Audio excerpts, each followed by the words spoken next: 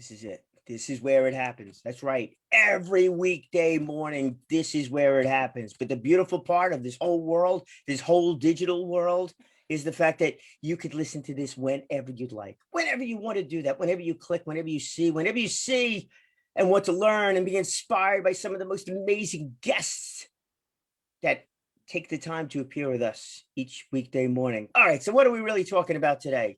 You know what we're really talking about? Amazing people, amazing organizations, amazing groups, amazing businesses, because once you bring that whole thing together, then incredible things do truly happen. All right, specifically, what are we talking about? We're talking about these chambers of commerce.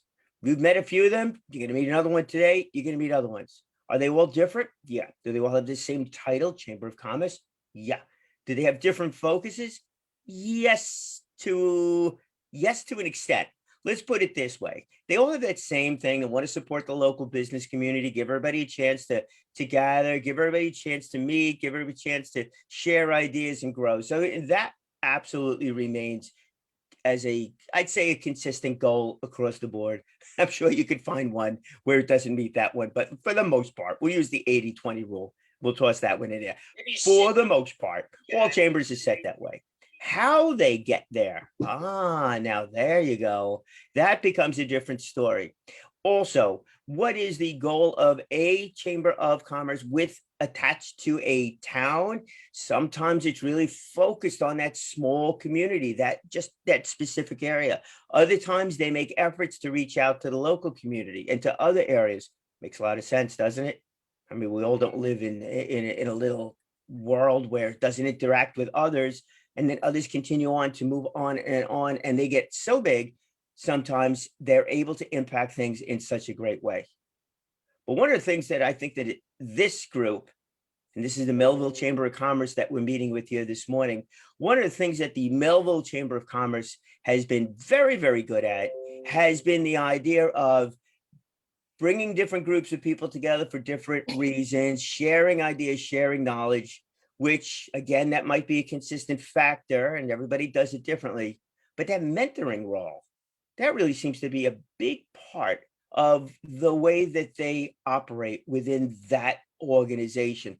I've seen it happen with a number of friends that have been a part of it. Yes, I have attended many of the events that the Melville Chamber of Commerce have put on. I personally think they're doing an absolute wonderful job about bringing the Melville area and surrounding areas together, at various times. So who's one of the motivators, one of those board members behind the scenes that sometimes like right out in front? Well, he's not only a board of directors member, he's been named an ambassador to the group, and there are other ones there too. Not to put him up totally on a pedestal, but you know what? Every time I run across this fine gentleman, he's doing what he should be doing as a board of director member, as an ambassador to an organization that he truly believes in. He sits there, he talks about it, and he tells everybody how good that organization is. So, ladies and gentlemen, without further ado, it's Tyler Sloves.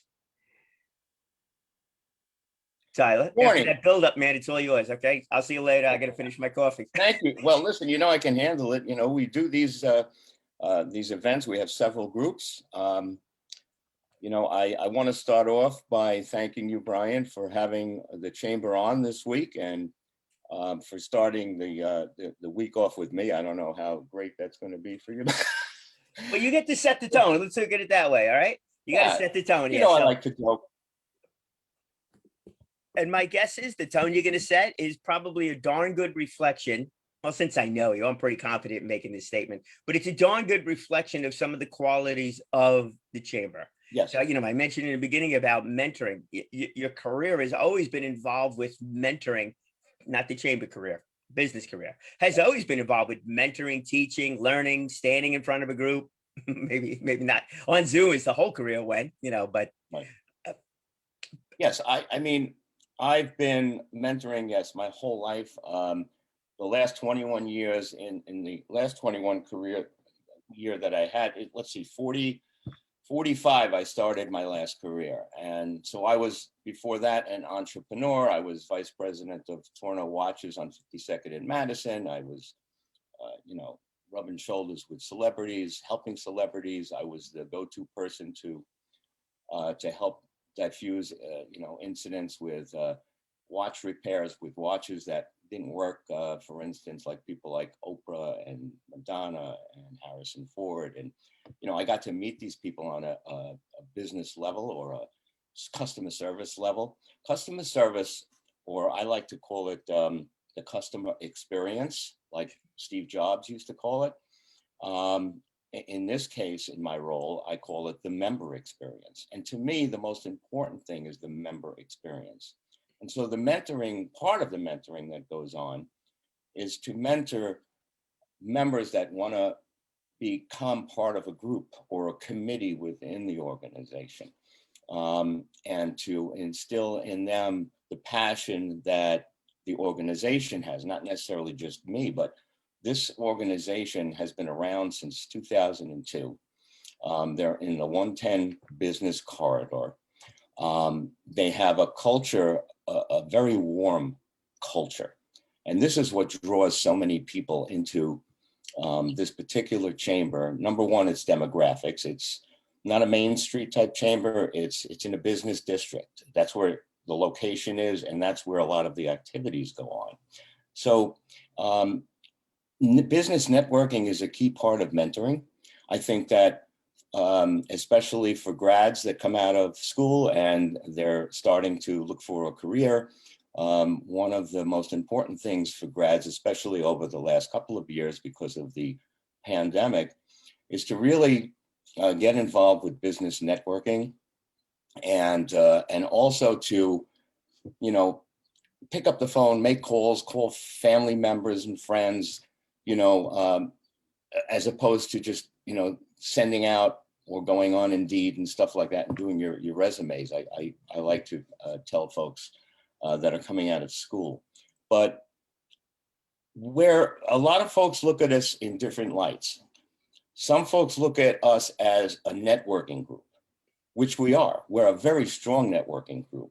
So before COVID, we did our events live. And I have to say, from my experience, not just being a member, now a board member, and being involved with a lot of the operations, I have to say that when we were live, I think we were the most active chamber on Long Island. We did 3 to 4, sometimes 5 events at different venues.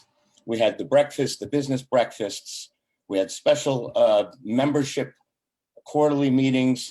We had after hours involved with a lot of restaurants. 2 of our board members are restaurateurs, Evan Chen, Toa Asian Fusion, to give a few plugs. Merrill Zorn, Zorn's Chicken, famous brand, over 80 years in Long Island. And so we had that activity. And one of the most remarkable things that I found when I think I'm with them 6 years, when I joined and started to go networking within their activities, people would come over to me and say, I've never felt more comfortable in a networking space. I'm not just saying that because I represent the Melville Chamber. It's true. Till the pandemic hit, it was always like that. People were thrilled when they showed up at any of our events. They felt so welcome. They felt so warm within the groups.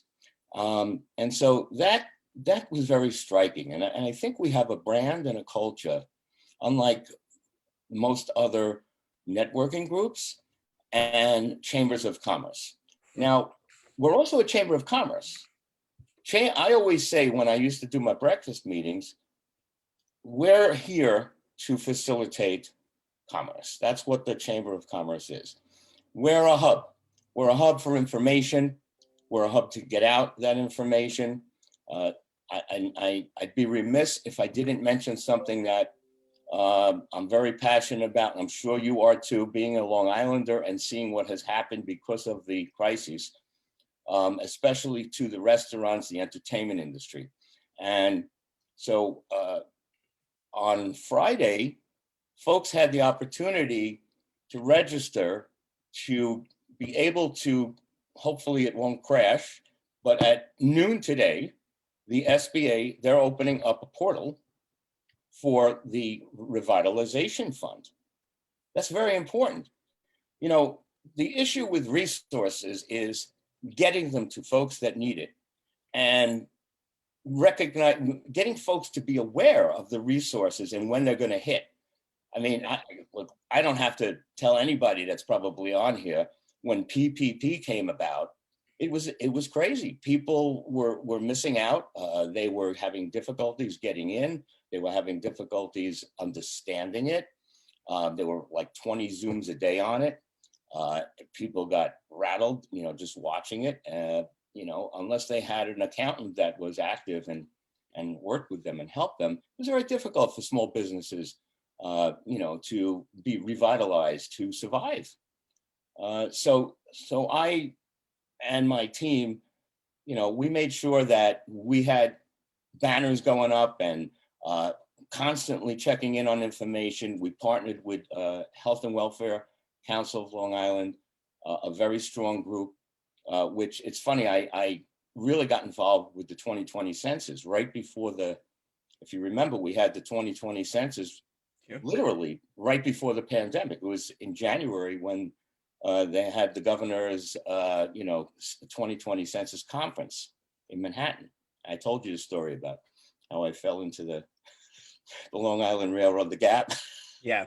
On my way back on our. I wasn't going to bring it up. I really wasn't going to bring it up, but hey, it's a great story. I mean, I could have really been hurt. I was hurt, but we had our awards dinner every year. We honor, businesses, nonprofits, the top businesses and nonprofits of the year, or contributors to the community. And it was the first time that I invited two of my kids to come, and I had to get there. And I says, okay, I'm gonna go home. I'm gonna put some iodine. Remember iodine? Yeah. And I'm just gonna do this. I'm gonna drop a few leaves, and I'll put on my suit, clean up the blood. You're gonna suck it up and go. Huh? Suck it up, just show up. Yeah. And I did. And when I told people afterwards about it, they couldn't believe it. They said, "You didn't look like you were injured." Yeah, really? You're right. The tears are on the inside, over there. But let me back up a couple of couple of things you mentioned. One is that camaraderie thing. About it's a comfort level. So the last physical face-to-face event that I went to was the trade show. Guys, that was that 2019 now, right? 2000? No, it was 2000.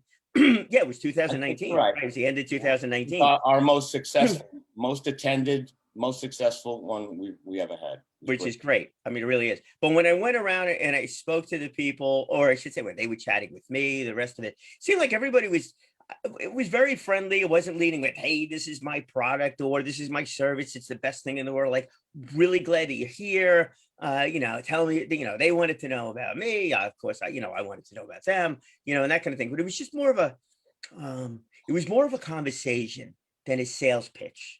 Mm-hmm. That kind of thing. And my guess is that's what kind of permeates throughout the system. But we all know is that, if the leadership is none too good, it's going to filter its way through. But I think in this case, it's the leadership that has actually created that environment within the chamber. And then that whole thing has kind of worked its way through. Now, I know you decided not to do the trade show, and it was pretty interesting that you decided not to do a physical trade show, last year with the pandemic, and not go digital, just to be clear, not to do a digital one because that face-to-face, but you kept on going with the meetings. And it seems to me either I became more aware of it, or you're doing this, but are you actually doing more and more on Zoom, but more and more Zoom meetings with different groups and creating different things, as a way of keeping everybody involved, keeping that education level going, keeping that mentoring going? Yes. So one of the things that we did was, first of all, I have to say that the team that I work with is, phenomenal. They are these folks have jobs. They're all volunteers. They are absolutely on top of everything. So we have different groups. We have the Women of Melville Empowerment Networking Group, which I love. The invention that wasn't my idea. It was great. So you take that acronym women and you put it into those words. I always love that. And along with our emblem, the joining of the hands, and there's a story behind that as well, a very heartfelt story. But you have that group. You have the important mentoring group, and I shouldn't say the important, because the women's mentoring group is really important. Susan Gans, who you're going to have on Thursday, is a phenomenal mentor, and she's the co-chair of the women's group, along with Irene Litzis. Those two co-chairs are fabulous. They've created such a strong group, grew such a strong group.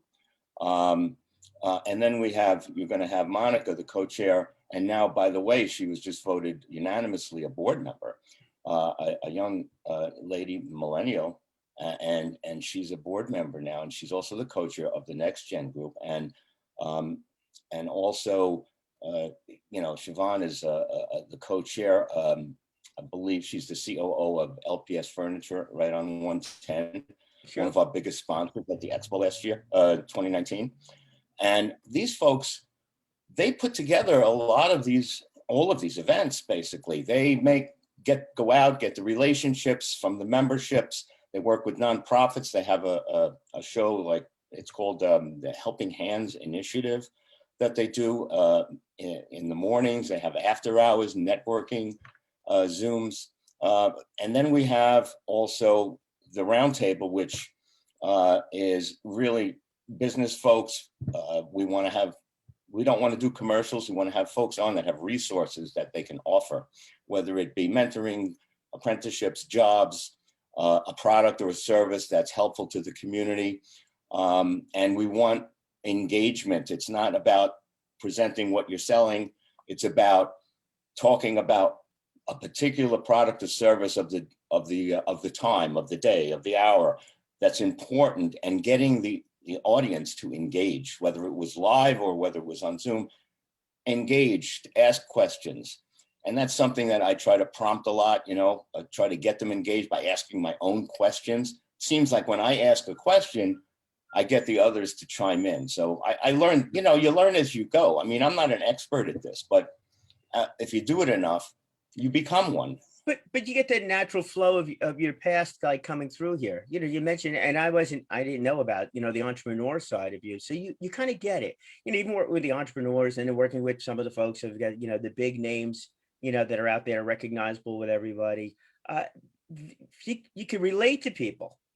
Yes. You can relate to the different things that are going on. So a lot of stuff maybe just come naturally on your side of it. And even the mentoring, look, I saw that take place at the trade show, right? They were like, oh, maybe I can introduce you to somebody based upon what I was saying. But I might not have spoken to somebody in the mentoring committee. It just seems like a natural flow, that came through. And I think in that, I thought, well, that's probably what made the trade show a success, because they probably told all their friends, oh, you need to come down because some other booth is going to be there, not just my booth, but some other booth, that's there. And that, that really is truly what makes a group a success. It's not the board of directors, not to take away from the board of directors over here, especially since we'll be meeting a few of them as we go through the week. But, it's the membership that grows the membership. Yes. So it's the board of directors to lead that aspect of it. It's absolutely the membership. Although I will say that, the food helps. There's not that many expos that have restaurant row and they're just giving away the food. You have to go and you buy a pretzel for $5. We're giving away, Toa Asian Fusion, Sequa Deli, the food is all over the place. People love it. They gain a lot of weight. They complain afterwards, but we even have. That's good for the gyms. But now all of a sudden, it's a flow. It's just how you turn over business. That's right. But after that fourth sandwich, I got a referral for you? But I have to say, although I became very popular over the last 2 years within the business community and the chamber because of all the activity and stepping up and being, boisterous and connecting a lot of folks and also taking advantage of the platform. I'll be honest, I use the platform, but not for me. I use it because I saw the power of it. I saw the ability to connect people, to mentor people, and I wanted to build with the board and with the committees and the co-chairs, I wanted to build it strong and help them build it strong. I won't say I wanted to build it strong because it's all of us. It takes a team. You can't do it by yourself. And that's why I bring them up. They're phenomenal. We have Sam Law, who you know well, who Absolutely. you had on 2 weeks ago that brought this whole thing together, to be honest with you. So there I you met go. her at the 2019 trade show. Yeah. Yes. And Yes. she had like an army of people. It's like, oh, Brian, you gotta meet Sam. I'm like, okay, no idea why, but sure. I mean, she's just a phenomenal young lady. She's very Absolutely. active in the community. Have always been a inclusion and diversity advocate, not just through my company, because they go back 20 years having stuff in place for that. I've been brought up in my last career in a culture of promoting inclusion and diversity. So it was pretty easy for me to have that passion about it. And so I wanted to bring that to the chamber. So Susan Gans and I went out before the pandemic for a couple of years, and we rounded up leaders of all different communities, kind of like the Office of Minority Affairs in Nassau County, and we have one in Suffolk County as well. Mrs. Fernandez and Hernandez. I'm thinking of our intern, who you're going to have on later in the week as well. So Yeah. speaking about mentoring, we went out and we got an intern who was an aspiring reporter. So one of our board members, Christy O'Rourke, is the Career Counselor Center Executive Director for Five Towns College, and they have very talented folks over there. And I'm on the phone one day with her, and I said, I'm looking for an intern, and she said, oh, I got this really great intern that for you that wants to be an aspiring, reporter, like on News 12, and so on. And we did a Zoom, her and myself and Ted, our executive director, who I want to mention also when I'm done with this. And she had a choice. I won't say who the other person was, and she just chose us immediately. And she's doing an unbelievable job. She's out there on the streets doing school projects, putting them up on our YouTube, doing our event schedule, producing videos of our events. We have like 6 events I mentioned this week, this month alone. And you asked the question with the digital, are you building the digital? Yeah, we started building it, believe it or not, the end of March of pandemic, when right after 2 weeks after the shutdown, we were up and running thanks to a company called Motiva, Walter Contreras, who was nice enough to patch us into his own Zoom and give lessons about working from home, technology, using the technology to work from home. This is when people were first fumbling to do this and didn't even know how to use Zoom. So he was great. He really got us up there fast. And then while we were patching into his Zooms that he was doing through the platform, we were building our own. And then we built out the different groups, just like we had them live, we built them out digitally. And I do expect to continue the digital world, and then we'll start getting our feet wet back into the field again, into the venues, as things, start to recover and we're able to safely do that. We're very conscious of the safety of our members, and we want to provide a great member experience. That's the first question we get. Everybody wants to know, when are we coming back? Are we going to have the expo? And everybody wants to know. It's just like, when is Broadway opening? We just found out that Broadway is going to open September 1st. We just found out that we're going 100% capacity in restaurants and stadiums in New York City starting July 1st. So when you hear announcements like that, it gives you hope. It makes you feel, okay, we can do this. We can get back into the normalcy. I'm not saying new normal because I don't like that. No, it's different. It's just different. Like, I just want to mention. I don't want to go through that whole thing, but there's been so many changes that have taken place with technology over decades, over the last 100 years. So there is no kind of going back. It's No. going to be that something different. And you know what? The something different thing is all well and good. And I also looking forward to get, to doing the face-to-face meetings. But you know what? That wasn't really, that was not the real true value that you've provided, that so many organizations have provided. It was like, okay, what are we doing year and change ago? Gosh, like year and a quarter ago. It's like, oh, well, we'll get through this, and it'll be a short run thing. You know what?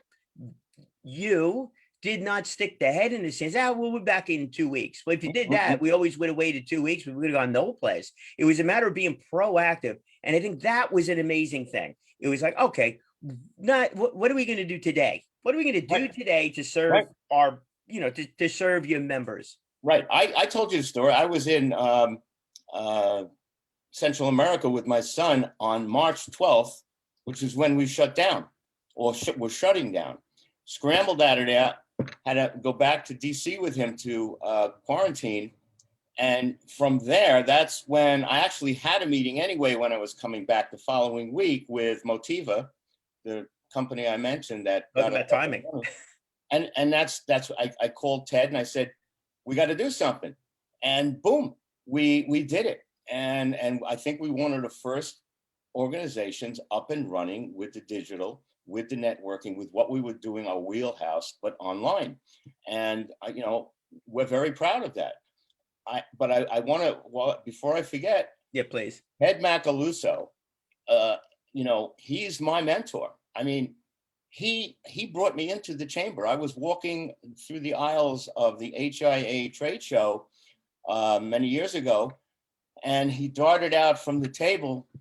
He's tall, and he sees my Prudential pin, and he goes, "Oh, we don't have anybody from Prudential at the Melville Chamber." I says, "Melville Chamber?" Now I'm in the Melville office agency.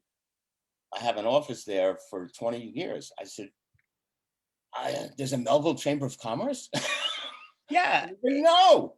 Yeah. So that's how it all started. And then, he called me a day later, he's persistent and gets me on the phone, and I go, okay, can I do it online? And blah, blah, blah. And I was a member just like that. And Ted's really good at that. He draws you in. He's so kind-hearted. He tells the story better than anybody because he's doing it, I think, 18 years. And he really created what it is today. Not necessarily the digital portion, but that activity. I don't know how he did it. And then I started doing it with him. We would go out to venues together. We would go out and meet new members, new businesses, new restaurants, new catering halls, old catering halls, the Scotto brothers, the Lessings. Sure. And I was like, whoa, this is great. This is like a reality show. I love it. And I forgot about my business, and I got my team members and mentees saying, where the hell are you? Yeah. Yeah, I pulled one of those stunts too. I got so excited about the networking world. It's like, wait a second, like, what am I really doing? Yeah, but but he's really the face of the chamber. I think more people know Ted than they know me. Ted is the man. He's unbelievable. He works very hard to make sure that things get done, and he does a lot of the technology work, a lot of the creating of the events online. I came along, and we both have OCD, but I'm a stickler for detail, and like a Steve Jobs, and it's got to be professional. It's got to be right. I don't like the way that looks, and I always love design. I love advertising. I used to get yelled at the beginning of my financial services career by the manager. He used to say to me, enough of the minutia. I would be, because it was the first time I had a computer, like a laptop, and I'm going, oh, but we can do this, we can do that. And he comes along one day, 2 years later, he says, Tyler, corporate adopted that thing that you figured out. Yeah. Oh, there you go. Yeah. So, and so all of these skills, wisdom, look, I'm 60. I'm not ashamed to say it. I'm proud that I'm 67 years old. I've been through the mill, with regards to personally, professionally, financially. I've been there. I've been where everybody's been. And I see a lot of those people and I recognize who they are. So who can help them better than someone like me that's been through everything that they've been through and could recognize it just by having a few words with them. That's what mentors, that's great.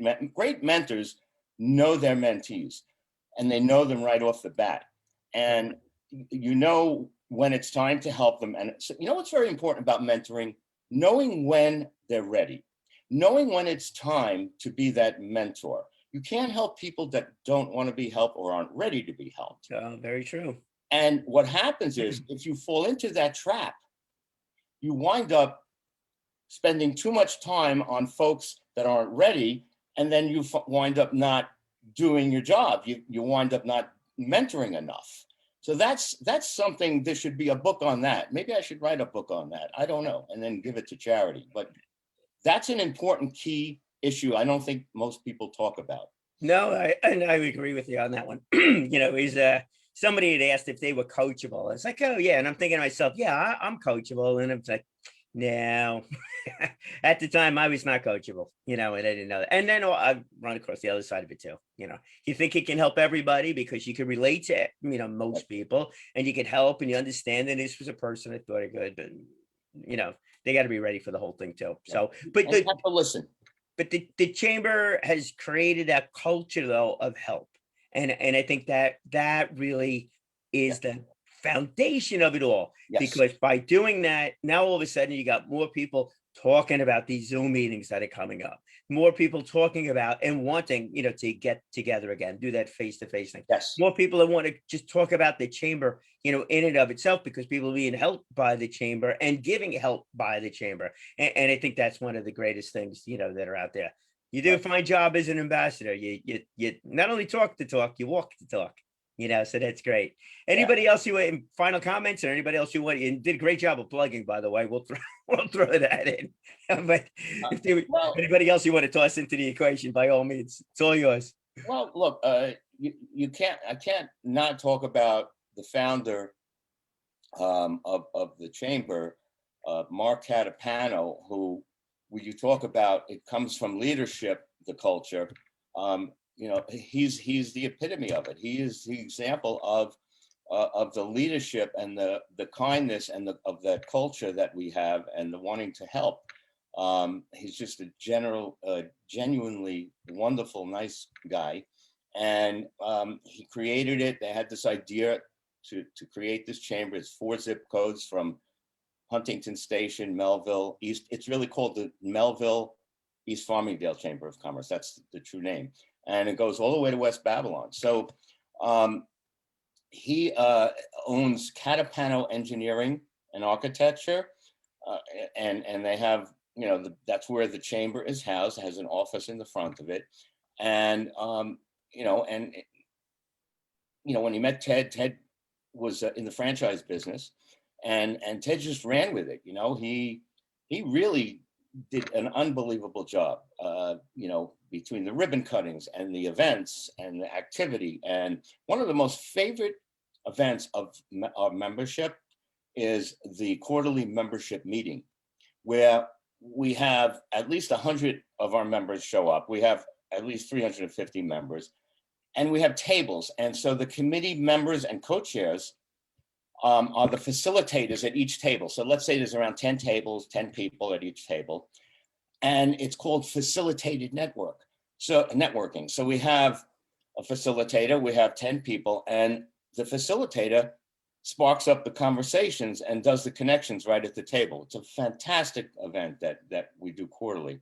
We're going to look to work it out online, but hopefully we're going to be getting out there shortly, little by little, getting our feet wet, and we'll get back to that. But I wanted to mention that it was one of our most, our favorite and cherished events, other than the holiday party and the awards dinner, Welcome to the New Year awards dinner.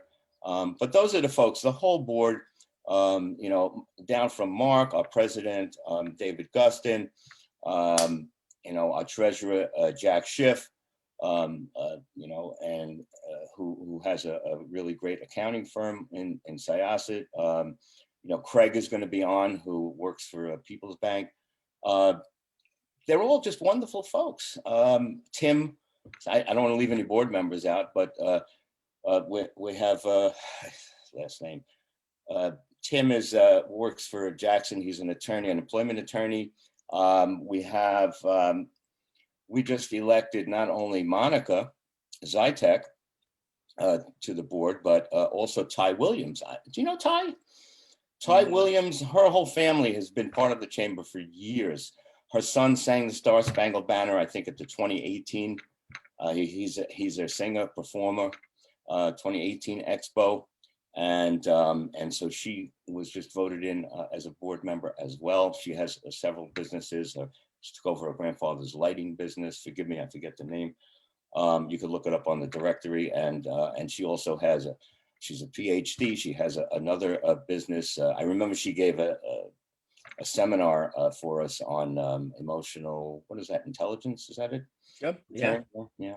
So just so many resources, and now we're working with all the colleges on Long Island. Well, SUNY Farmingdale, we've always worked with. Now we have Adelphi tomorrow. We have the Dean of the Continuing Career Education that's going to come on and offer a special, discount to members. And we have Adelphi, Hofstra I'm talking with now. We have, of course, 5 towns. And just connected. I have a close relationship with the dean of the edict at NYIT. And so now we have NYIT, because one of our former board members who was forced to leave because of the position she took, there was a conflict. She's now at NYIT and she has rejoined with them. And I spoke with their staff, their key players, all of the career service folks at these different schools, so that we can connect the students with the jobs. That's really aside from mentoring, it's also connecting. I think most kids, including my own daughter, who recently graduated about a year ago, got her job through a referral. Listen, even when you're in business, what's the best way to get business? Referrals. It's always Other than your book of business, it's referrals. Yeah. So we need to get referrals for these young folks that are coming out of college. We need to mentor them. We need to let them work side by side with us and let them see how we operate. That's the best way to learn, and I think that we provide that through the different groups that we have, because we're putting folks together with their peers. We're putting women, with their peers. And by the way, even though it's called the women's group, the Women of Melville Empowerment Networking Group, or the Next Gen Young Professional Group,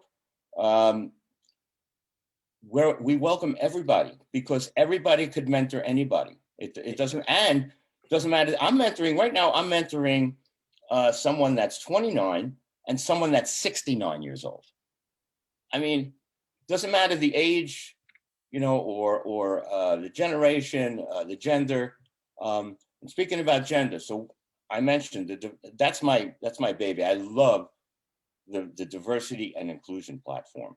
Okay. And Sam Law, who you had on, is the chair, and she's brought on some unbelievable. We just had an entrepreneur on that grew up in Brentwood, that became a biologist, has all of these degrees, went the non-traditional way. That was the format of the event, and has created this mobile lab company that has mobile labs throughout the country, providing jobs, giving out COVID tests.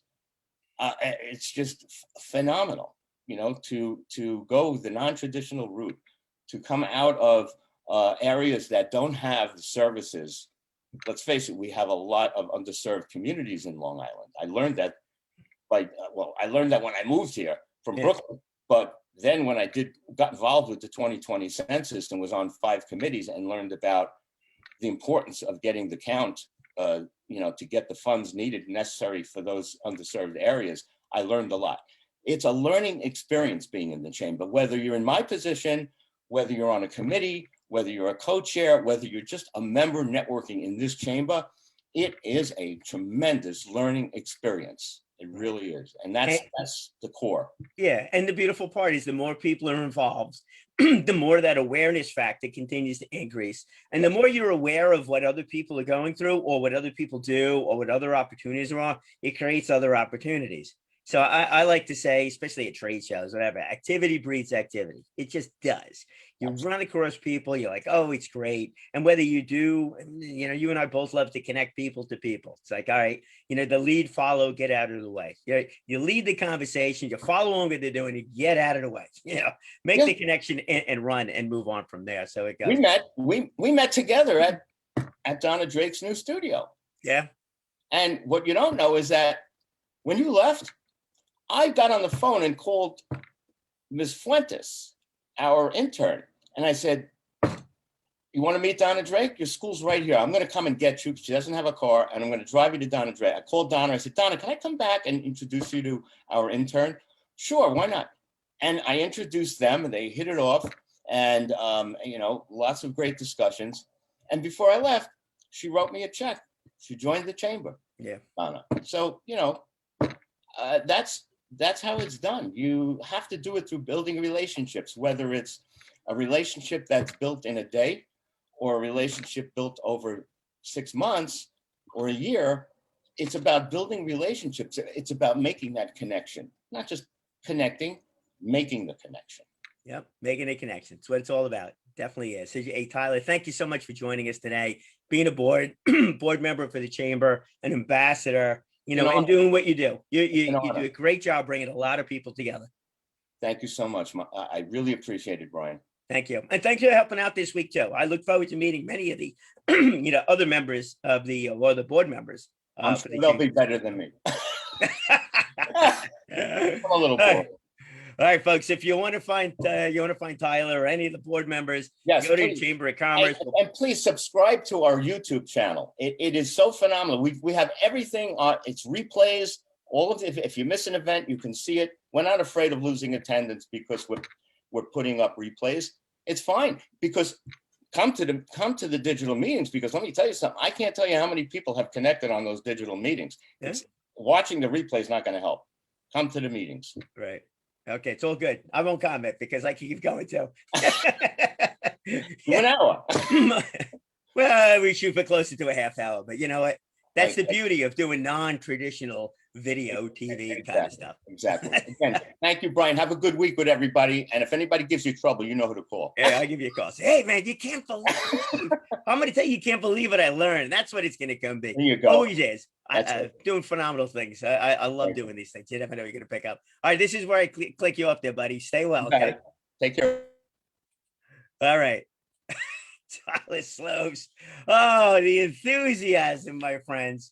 The enthusiasm. And isn't that what makes an organization work, or a company work, or a group work, or your grouping of friends work, or your referral partners work, or your employees work, and all the rest of that stuff? Woo, that was on one breath.